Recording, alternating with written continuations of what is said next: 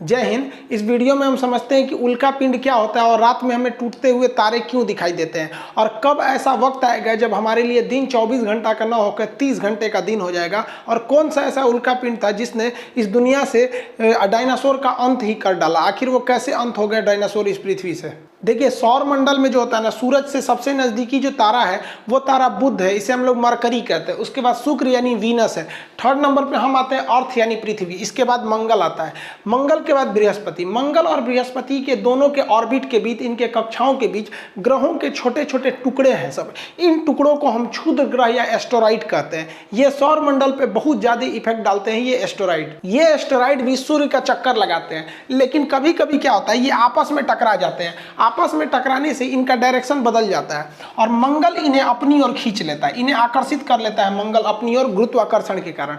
लेकिन मंगल भी क्या है, गतिशील है, तो मंगल आकर्षित करने के बाद अपने यहाँ से उठ के चला जाता है, क्योंकि ये गति कर रहा है। मंगल उठ के यहाँ चला गया। अब ये बकलोलवा जो है ये आपका यहाँ से सीधे आके गिर जाता है पृथ्वी पर।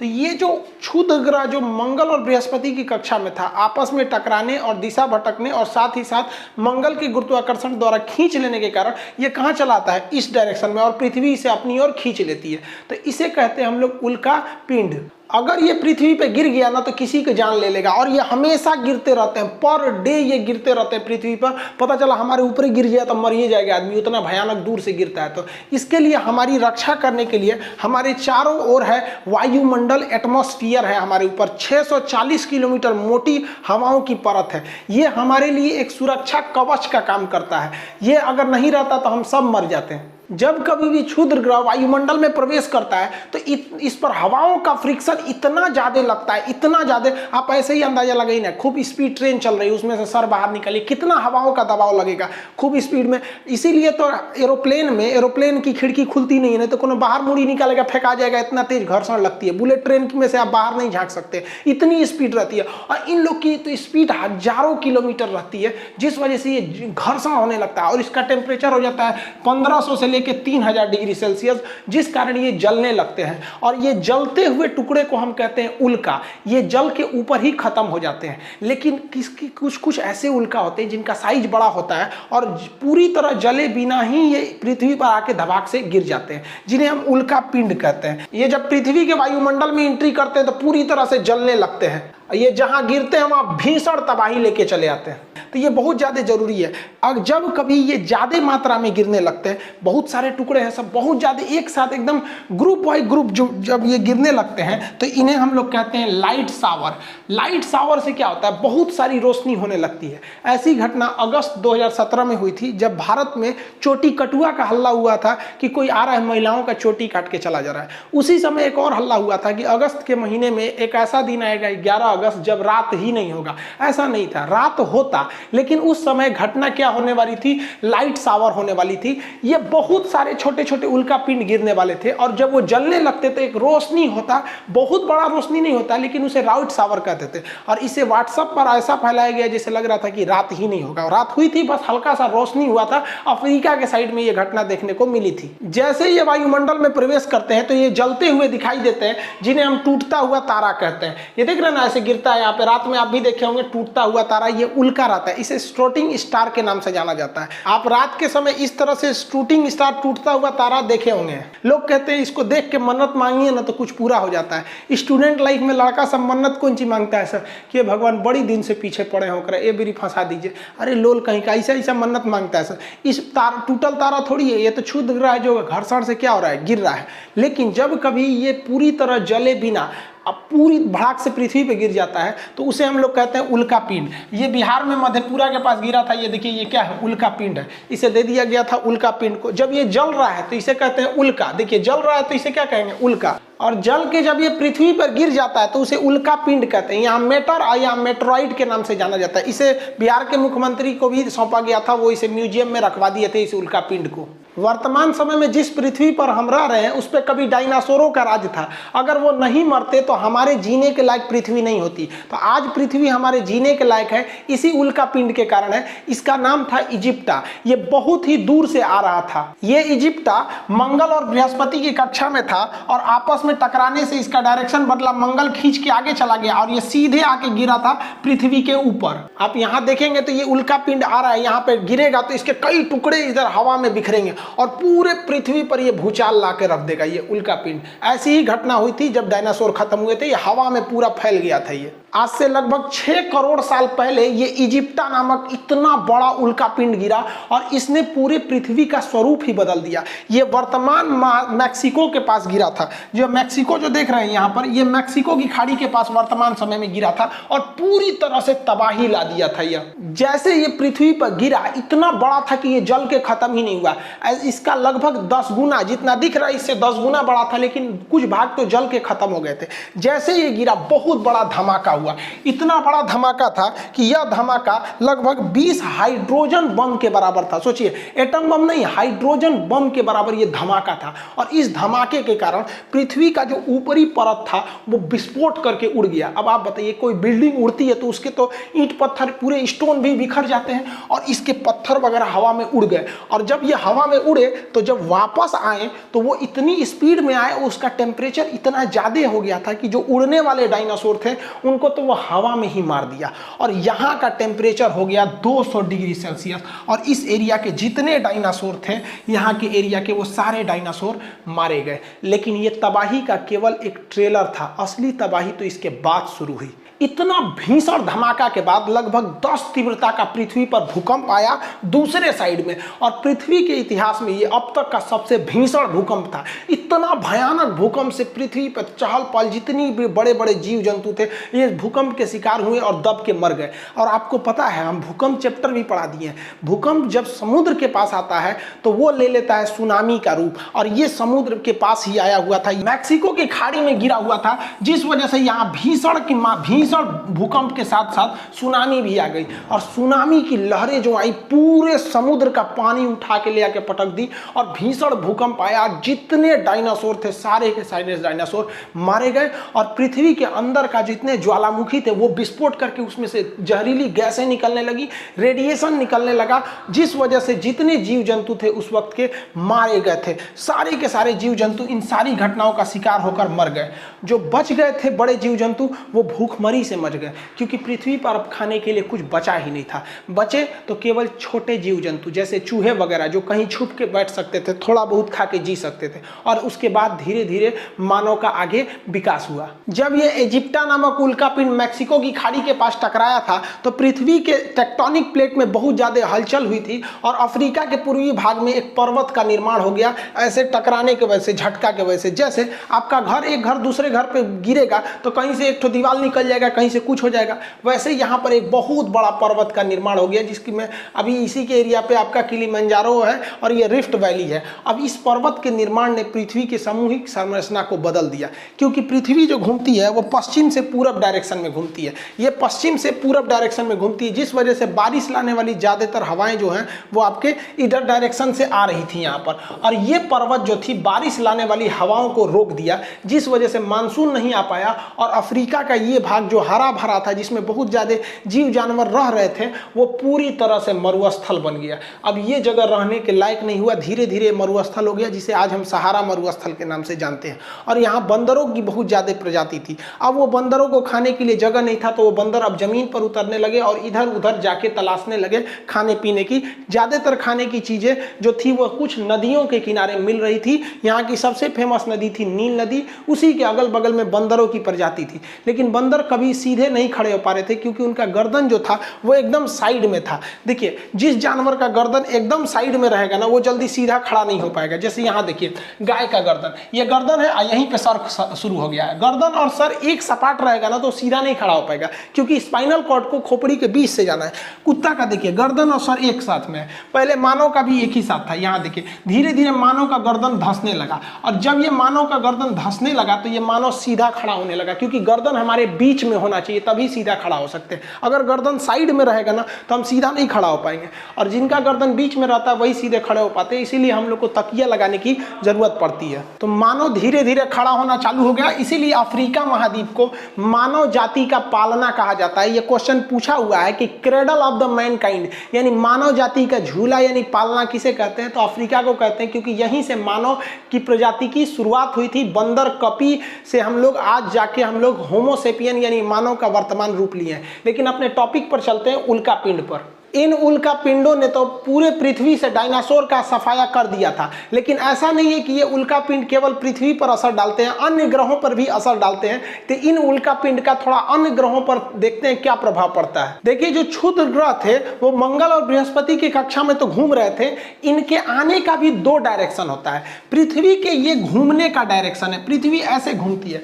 अगर ये पृथ्वी के घूमने के डायरेक्शन में आ रहे हैं, यानी जिधर पृथ्वी घूम रही है उसी डायरेक्शन में आ रहे हैं, तो इन्हें मेटियोर यानी उल्का कहा जाता है। अब चूंकि ये पृथ्वी के डायरेक्शन में घूम रहे हैं, नदी के बहाव में चलेंगे तो आपका स्पीड ज्यादा रहेगा, इस वजह से इनका स्पीड भयानक रहता है। 72 किलोमीटर प्रति सेकंड की रफ्तार से ये पृथ्वी के वायुमंडल में घुसते हैं और जलने लगते हैं। तो याद रखिएगा, उल्का उसी को कहेंगे कि वैसा ही क्षुद्र ग्रह जो पृथ्वी के डायरेक्शन में एंट्री मारा है उसी को ही उल्का कहेंगे, और इसकी स्पीड बहुत तेज होती है। देखिए, वैसा क्षुद्र ग्रह जो आया तो है यहीं से, लेकिन ये पृथ्वी के डायरेक्शन के विपरीत दिशा में, देखिए ये ऐसे आ रहा है तो ये पृथ्वी के विपरीत दिशा में एंट्री मार रहा है। तो जो पृथ्वी के विपरीत दिशा में एंट्री मारता है उसे हम लोग उल्का नहीं कहते, उसे हम लोग कहते हैं बोलाइट। और बोलाइट का स्पीड कम हो जाता है क्योंकि ये अपोजिट डायरेक्शन से एंट्री मारा है। अब आप वीडियो को रोकिए और आंसर दीजिए कि ज्यादा चमकीला कौन दिखेगा, क्योंकि जैसे एंट्री मारेगा हवाओं के घर्षण से ये जलने लगेगा। ज्यादा चमकीला उल्का दिखेगा कि ज्यादा चमकीला बोलाइट दिखेगा।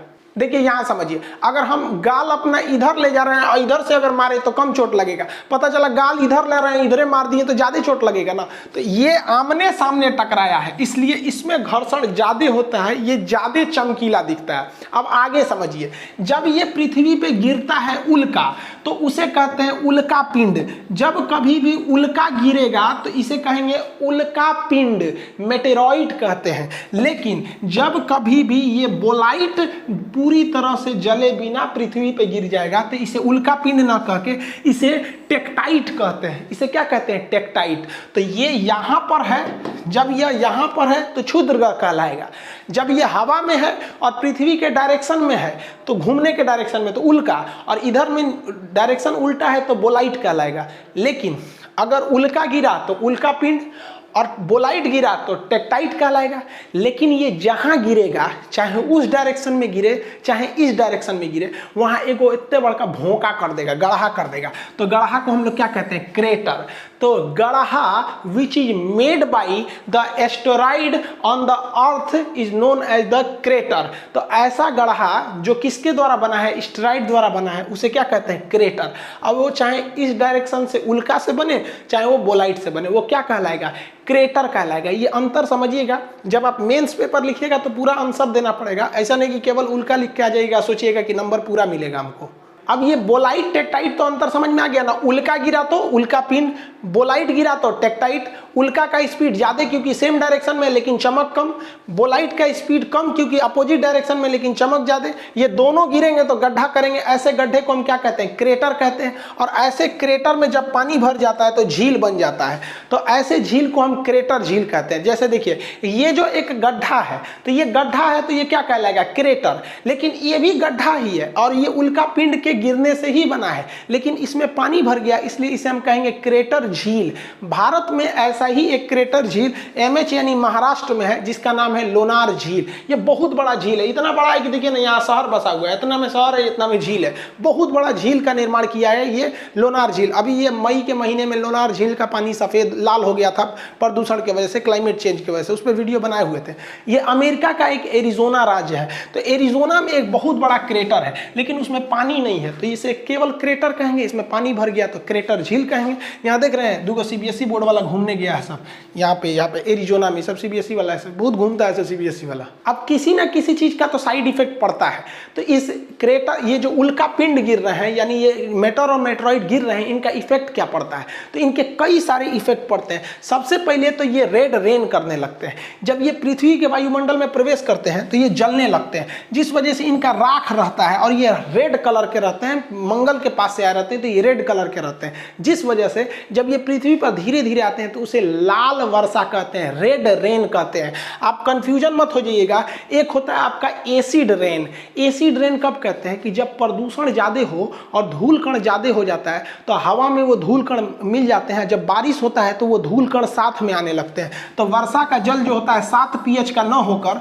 उस प्रदूषण के कारण 5 या 5.5 pH का हो जाता है, तो इसे कहते हैं एसिड रेन। समझ में आ गया कि नहीं? तो अब वर्षा का जल शुद्ध नहीं रह गया, अब अशुद्ध जल यानी डिस्टिल्ड वाटर शुद्ध रह गया, क्योंकि हवा में इतनी गंदगी है। तो गंदगी के कारण हवा का जो pH मान घट जाता है, जिस वजह से वो एसिड लगने लगता है हल्का सा, तो उसे क्या कहते हैं? एसिड रेन कहते हैं। जबकि इटली में एक बारिश होती है जिसे हम लोग ब्लड रेन कहते हैं, रक्त वर्षा। देखिए इटली, यहाँ सहारा मरुस्थल है, सहारा मरुस्थल से हवाएं चलती हैं ना, तो उसमें बालू की मात्रा आ जाती है, और जब ये भूमध्य सागर को पार करके इटली में बरसती है तो बारिश में से बालू भी बरसता है, तो दूर से लगता है लाल रंग का खून बरस रहा है, इसलिए उसे रेड रेन कहते हैं।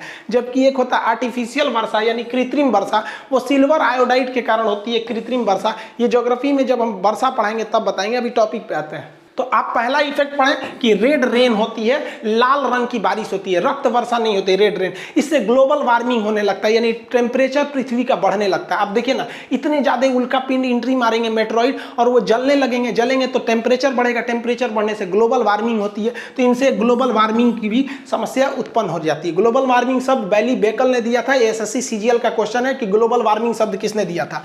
अगला, ये जब पृथ्वी पर एंट्री मारते हैं तो जलने के बाद इनका राख पृथ्वी पर रह जाता है, और अगर ये नहीं जले, उल्का पिंड बन के पृथ्वी पर धमाक से गिर गए, तो भी पृथ्वी का मास जो है वो द्रव्यमान बढ़ जाता है। और पृथ्वी का मास बढ़ रहा है, और किसी चीज का जब मास बढ़ता है तो उसकी ग्रेविटेशन पावर बढ़ने लगती है, तो पृथ्वी का गुरुत्वाकर्षण पहले की तुलना में अब ज्यादा बढ़ रहा है, क्योंकि उसकी मास बढ़ रहा है। किसके वजह से? उल्का पिंड के वजह से। और अगला इफेक्ट क्या पड़ता है? अगर कोई चीज़ घूम रही है, जैसे हम ऐसे ऐसे घूम रहे हैं तो घूर्णन कर रहे हैं, तो हमारे ऊपर बोझा लाद दीजिएगा ना, 4-5 किलो का सामान लाद दीजिएगा तो हमारी स्पीड घट जाती है। तो ये एक्स्ट्रा बोझ ही तो है जो पृथ्वी पर आके गिर रहा है, जिस वजह से पृथ्वी की जो घूमने की रफ्तार है वो घटते जा रही है। क्या हो रही है? घट रही है। तो आज से लगभग 900 मिलियन पहले पृथ्वी बहुत तेज घूमती थी, तो 18 घंटे का ही दिन होता था। अभी थोड़ा लुसुर लुसुर घूम रही है, तो लुसुर लुसुर घूमने से दिन अभी 24 घंटा का हो गया है। हम तो चाहते हैं कि इतना न धीमा घूमे पृथ्वी कि दिन 30 घंटे का हो जाए, लेकिन 900 मिलियन के बाद ये दिन 30 घंटे का होगा। 30 घंटे का हो जाता तो कितना बढ़िया रहता। 6 घंटा में काम कर लेते, बाकी 24 घंटा में अपना एप्लीकेशन पे पढ़ाओ, यूट्यूब पे पढ़ाओ, कहीं पढ़ाओ। समझे कि दिने छोटा हो जाता है। तो आने वाले 900 मिलियन साल बाद पृथ्वी पर इतना उल्का पिंड गिरेगा कि एकदम ये लुसरा हो जाएगी। लुसुर लुसुर समझते हैं, लेजी, और इतना धीमा हो जाएगा कि 30 घंटे का क्या होगा? एक दिन होगा। जल्दी हो इसका काम। आपको पता है कि पृथ्वी झुकी हुई है, तो इसका अगला इफेक्ट ना इसके झुकाव पे पड़ता है। कोई चीज झुका है, ओके, और ला दिए ऐसे, और ला दिए ऐसे ऐसे, तो और झुक जाएगा। तो आज से लगभग मतलब कई 41 या 42 हजार साल पहले पृथ्वी महज 21 डिग्री पर झुकी हुई थी, लेकिन ये उल्का पिंड धबाक धबाक धबाक गिर गिर के इसको 23.5 डिग्री पर झुका दी है। और एक्यूरेट में अब जो पृथ्वी है वो 23.5 नहीं बल्कि 24 डिग्री के करीब पहुंच चुकी है। इसका मैग्नेटिक पोल भी खिसक रहा है। तो अब दोबारा अगर गणना होगा ना, जिस तरह से हिमालय 8848 से माउंट एवरेस्ट की ऊंचाई 8850 हो गया ना, वैसे अब पृथ्वी लगभग 24 डिग्री पर इंक्लाइंड कर रही है इसी उल्का पिंडों के वजह से। और लास्ट तो आपको पता ही है कि इस पे क्या होता है? क्रेटर बन जाते हैं, गड्ढा बन जाता है। जहां गिरेगा वहां क्या हो जाता है? गड्ढे का निर्माण कर देते हैं। अब आगे समझते हैं। देखिए ऐसा नहीं है कि उल्का पिंड का असर केवल यहाँ पड़ेगा, कुछ उल्का पिंड तो मंगल पर भी गिरते हैं, तो वहाँ कोई रहता ही नहीं है, कौन देखने जा रहा है, तो कंफर्म मंगल पर भी गड्ढे होंगे सब। इसके अलावा ऐसा भी तो हो सकता है कि ये टकराने से ये क्षुद्र ग्रह का डायरेक्शन बदले और मंगल आगे चला जाए, पृथ्वी भी आगे चला जाए, तो ये जाके कहाँ गिरेगा, ये सीधे जाके गिरेगा किस पर, बुध ग्रह पर, मरकरी पे, और किस पर गिरेगा, शुक्र ग्रह यानी वीनस पर। अब आप एक क्वेश्चन बताइए, शुक्र और बुध और शुक्र दो ऐसे ग्रह हैं जिनके पास कोई भी सैटेलाइट यानी चंद्रमा यानी उपग्रह नहीं है, इनका उपग्रह कौन ले गया? आप कमेंट करके आंसर दीजिएगा वीडियो रोककर। देखिए इनके जो उपग्रह थे वो साइज में बहुत छोटे थे, ग्रह तो बड़े होते हैं, उपग्रह यानी सैटेलाइट छोटे होते हैं, और ये सूर्य के बहुत ज्यादा करीब थे तो सूर्य खींच के अपने में फूंक के जला दिया उसको। तो इसके पास भी उपग्रह थे, इसके पास भी उपग्रह थे, लेकिन उपग्रह बहुत छोटे थे इसलिए सूर्य खींच लिया, ये सब तनी बड़ बड़ है इसलिए नहीं खींच पा रहा है। अब आगे हम आपसे क्वेश्चन पूछते हैं कि यहां से ये क्षुद्र ग्रह उस पर जा रहे हैं, एस्टेरॉइड, ज्यादा गड्ढा किस पर बनेगा, बुध पर ज्यादा गड्ढा बनेगा कि शुक्र पर ज्यादा गड्ढा बनेगा? देखिए आप आंसर देंगे कि सर ये करीब है, इस पर धबाक से लगेगा, ज्यादा गड्ढा इस पर बनेगा, और दूर है ससुरा उस पर कम गड्ढा बनेगा। गलत है। देखिए बताते हैं इसका रीजन क्या है। देखिए ये ज्यादा गड्ढा बुध पर बनेगा क्योंकि बुध के बाहर हवाओं की कोई परत नहीं है, कोई भी वहां एटमॉस्फेयर नहीं है, जिस वजह से यहाँ धबाक धबाक गड्ढा बनेगा। और शुक्र के चारों ओर एटमॉस्फेयर है, ये अलग बात है कि उसकी हवाओं में ऑक्सीजन नहीं है, कार्बन डाइऑक्साइड है, सल्फर डाइऑक्साइड है, जिससे हम सूंघकर जिंदा नहीं रह सकते हैं। तो इस पे भी वायुमंडल है लेकिन उस पर ऑक्सीजन नहीं है, तो ये इस पे का जो वायुमंडल है ना, इस क्षुद्र ग्रहों को वहां टकराने से बचा लेगा, ऊपर ही जला के खत्म कर देगा। इसलिए इस पर गड्ढे छोटे बनेंगे और इस पर कोई वायुमंडल नहीं है, इसलिए भड़ाम भड़ाम गड्ढा बनेगा। ये क्वेश्चन पूछा भी है कि सबसे ज्यादा गड्ढे किस ग्रह पर है, तो बुध पर है, उसके पास कोई वायुमंडल ही नहीं है। अब वायुमंडल यानी हवा नहीं रहेगी ना, तो सूरज की गर्मी को रोक के रख भी नहीं पाएगा, आएगी गर्मी लेकिन चली जाएगी। इसलिए ये सूरज के सबसे करीब होने के बावजूद भी सबसे ज्यादा गर्म ग्रह नहीं है। सबसे ज्यादा गर्म ग्रह शुक्र ग्रह है, ये सबसे ज्यादा गर्म है, जिस वजह से सबसे ज्यादा चमकीला है, चमकता है, तो सबसे ज्यादा सुंदर है, पृथ्वी से तुलना रखता है, तो पृथ्वी की भगिनी, पृथ्वी की नानी, पृथ्वी की सौतन, पृथ्वी की जुड़वा, जितना नाम है सब ससुरा शुक्र का नाम है। समझ में आ गया? तो ये ज्यादा गर्म है क्योंकि इसके पास वायुमंडल है, ये गर्मी को लेता है और एब्जॉर्ब करके रखे रहता है, जबकि इसके पास वायुमंडल नहीं है, वो गर्मी को लेकर रात में छोड़ देता है, जिस वजह से शुक्र दूसरे नंबर पे होने के बावजूद भी सबसे ज्यादा गर्म ग्रह है। तो ये उल्का पिंड का असर आप दूसरे ग्रहों पे भी देख लिए और ये भी देख लिए कि इसका उपग्रह क्यों नहीं है और किसका टेम्परेचर इन दोनों में ज्यादा है। अब बात करते हैं हम चंद्रमा की कि भैया कहीं ये चांदे पे धबाक धबाक गिर जाएगा तब चांद का क्या होगा? देखिए दुर्भाग्यवश ये चांद पर भी गिरते हैं और बहुत ज्यादा मात्रा में गिरते हैं क्योंकि मंगलवा खींच के भाग जाता है और उसके बाद आता है पृथ्वी, धबाक से गिर जाता है। और बेचारे हमारे चंद्रमा जी, इस चंद्रमा पर तो वायुमंडल भी नहीं है, हवाएं भी नहीं है, धबाक धबाक गिरता है चंद्रमा पर। तो चंद्रमा पर क्रेटर बहुत ज्यादा बना है, इतना ना गढ़ा गुढ़ी चंद्रमा पे बना है ना कि देखेंगे तो केवल गढ़ा है। तो इन गढ़ों को क्या कहा जाता है? क्रेटर कहा जाता है। तो इसमें बहुत ज्यादा मात्रा में क्रेटर बने। इन क्रेटर में सूर्य का प्रकाश ज्यादा अंदर नहीं जाता। आप ही बताइए ना, कहीं गड्ढा खोद दीजिएगा तो उसमें रोशनी थोड़ी ना जाएगा, ज्यादा गड्ढा में ज्यादा रोशनी नहीं जाता है, थोड़ा ही रोशनी जा पाता है। तो चंद्रमा की सतह जो है ना पूरी तरह से गड्ढा है, इसीलिए हमारा जो चंद्रयान गया था या फिर ज्यादातर जो भी चंद्रमा पे उतारे जाते हैं यान, उस सूर्य ज्यादातर गड्ढे में गिर जाते हैं सर और वो अपने संपर्क को खो देते हैं सब। तो चंद्रमा की सतह अगर आपसे कोई कह दे तो बराबर नहीं है, वो कैसा है? गड्ढा गढ़ही है। और इन गड्ढों में चंद्रमा पे सूर्य का प्रकाश नहीं जा पाता है, जिस वजह से ये गड्ढे जो होते हैं वो धुंधला दिखता है। तो चांद जो है ना वो धुंधला दिखता है। तो लोग कहते हैं चांद में दाग है, कोई अलग अलग कहानियां सुनाता है, अलग अलग राज्यों में अलग अलग कहानियां प्रचलित है कि चांद पर दाग आया क्यों था। भैया चांद पे कोई दाग नहीं है, चांद पर गड्ढा है। जिस तरह से महिलाओं के या पुरुषों के यहाँ पिंपल्स निकल जाते हैं ना, किसी किसी का खौरा जाता है, कटहल की तरह हो जाता है, तो वो भी दाग की तरह हो जाता है। वैसे ही चंद्रमा पर भी है, यहाँ कोई दाग वगैरह नहीं है, उस गड्ढे में प्रकाश न जाने की वजह से थोड़ा सा धुंधला दिखता है। इंग्लिश में इसे क्या कहते हैं? मून कहते हैं, और हिंदी में चंद्रमा। उर्दू में क्या कहते हैं? इसे महताब कहा जाता है। कहते हैं ना कि मेरी निगाह ने ये कैसा ख्वाब देखा है, जमी पे चलता हुआ माहताब देखा है। समझ में आ गया कि नहीं? और YouTube है, इस पर थोड़ा सा शायरी कम होना चाहिए, हमको लगा एप्लीकेशन है। चंद्रमा का बहुत महत्व है। सोच रहा बचपन में मम्मी क्या कहती है कि चंदा मामा, बचपन में क्या कहती है? चंदा मामा। और वही लड़कवा जब बड़ा हो जाता है ना तो मम्मी कहती है चांद सी दुल्हन लाएंगे। अरे ससुरा तूने, इसका मतलब तू मामा को दुल्हन बना रही है? अरे अरे भाले, तो ये कहने के लिए चंदा मामा दूर के पुआ पकाए खीर के। अभी तो हाल ही में करवा चौथ बीता है। करवा चौथ में पत्नी अपने पति को चलनी में देखती है, फिर चांद को देखती है, और गर्लफ्रेंड अपने बॉयफ्रेंड को चायछन्नी में देखती है, क्योंकि उसका पावर कम है, तो फिर ये सामान भी छोटा होना चाहिए ये वाला। आई होप आप इसको समझ गए होंगे। चंद्रमा की जो फेजेज होती हैं, कलाएं, कि चंद्रमा कभी आधा दिखता है, कभी पूरा दिखता है, कभी पूरा फुल वोल्टेज में दिखता है, ये सब चीज़ें ये तो हम एप्लीकेशन में आपको पढ़ा ही दिए। आपको एप्लीकेशन में हम चंद्रमा के प्रकार भी बता दिए थे कि न्यू मून क्या है, फुल मून क्या है, सुपर मून क्या है, और ब्लू मून तक पढ़ा दिए थे। अब आपको एप्लीकेशन पे बचा हुआ था रेड मून पढ़ाना। अब ये रेड मून आपको एप्लीकेशन पे मंडे के दिन में पढ़ा देंगे। दो सूचना सुनिए। देखिए, ज्योग्राफी का एडमिशन क्लोज कर दिया गया था, लेकिन बहुत सारे लड़के छूट गए थे, और क्लास लेते समय एप्लीकेशन पे सब यही कहता है, सब सर एडमिशन थोड़ा ओपन कर लीजिए। तो ये जो दीपावली आ रही है, तो इसके अवसर पर हम ये ज्योग्राफी का एडमिशन ओपन कर रहे हैं। आप उसमें जाके मिनिमम फी में geography, topography, astronomy, geology total चीज कर सकते हैं, पूरा पोर्शन। उसमें से आप एकदम ग्रुप डी से लेके यूपीएससी तक का कंप्लीट आप देख लेंगे। आप ऐसे भी टॉपिक देख के तो समझते ही कितना है, तो आप उसमें जाके ले सकते हैं। अभी भी उसका एडमिशन फी कितना 200 रखा गया है। पहला सूचना ये, और जल्दी लीजिएगा, ये कभी भी बंद हो सकता है, क्योंकि सर्वर पे ज़्यादा भीड़ नहीं करना है, वरना धीमा चलने लगता है सर्वर।